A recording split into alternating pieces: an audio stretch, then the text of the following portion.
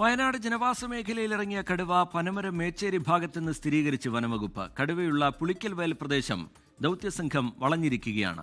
കടുവയെ തൊട്ടടുത്ത പാതിരിയമ്പം വനമേഖലയിലേക്ക് കയറ്റിവിടാനാണ് ശ്രമമെന്ന് Wayanad south DFO Ajith K Raman പറഞ്ഞു.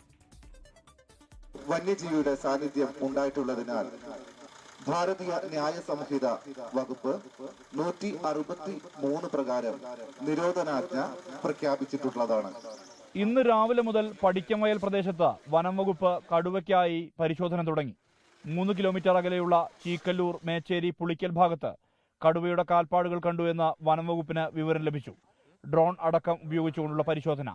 ഒടുവിൽ വയലിനോട് ചേർന്നുള്ള കാടുപിടിച്ച പ്രദേശത്ത് കടുവയുടെ സാന്നിധ്യം വ്യക്തമായി. കടുവയെ കാടുകയറ്റാനാണ് ശ്രമമെന്ന് DFO അജിത് കെ രാമൻ. കടുവ നിലയുറപ്പിച്ചിരിക്കുന്ന സ്ഥലം ഡ്രോൺ പരിശോധനയിൽ കണ്ടെത്തി കഴിഞ്ഞു.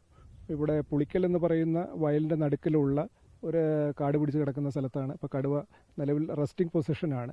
അപ്പോൾ മിനിമം ഡിസ്റ്റർബൻസ് നമ്മൾ ഉണ്ടാക്കുകയാണെങ്കിൽ നൈറ്റിലൂടെ അത് അങ്ങോട്ടേക്ക് പോകുമെന്ന് തന്നെയാണ് നമ്മുടെ അനുമാനം.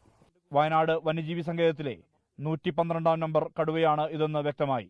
5 വയസ്സുള്ള ആൺകടുവ ആരോഗ്യവാനാണ്. വളർത്തുമൃഗങ്ങളെ പിടികൂടുന്നതടക്കമുള്ള പ്രശ്നങ്ങൾ ഇതുവരെ ഉണ്ടായിട്ടില്ല. നീർവാരം മേഖലയിലേക്ക് കാടുകയറ്റാനാണ് ശ്രമം. മുത്തങ്ങയിൽ നിന്ന് ദൗത്യത്തിനായി 2 കുങ്കിയാനകളെ എത്തിച്ചു. കൂടും ഇവിടേക്ക് കൊണ്ടുവന്നിട്ടുണ്ട്. രാത്രിയിൽ കടുവ കാട് കയറുമെന്നാണ് വനംവകുപ്പ് പ്രതീക്ഷിക്കുന്നത്. ഇതിനായുള്ള ക്രമീകരണങ്ങളാണ് ഒരുക്കിയിട്ടുള്ളത്. ഇതോടെ ഈ നാടിന്റെ ആശങ്ക ഒഴിയുമെന്നാണ് പ്രതീക്ഷ. മനുദാമോദരനൊപ്പം സുർജിത് അയ്യപ്പത്ത്, 24 വയനാട്. ലോകത്തെവിടെയായാലും ഏത് സമയത്തും 24 വാർത്തകളും ഓഗ്മെന്റഡ് റിയാലിറ്റി പാക്കേജുകളും എക്സ്പ്ലെയിനറുകളും വിശദമായി കാണാൻ ഞങ്ങളുടെ YouTube ചാനൽ നിങ്ങൾക്ക് സബ്സ്ക്രൈബ് ചെയ്യാം.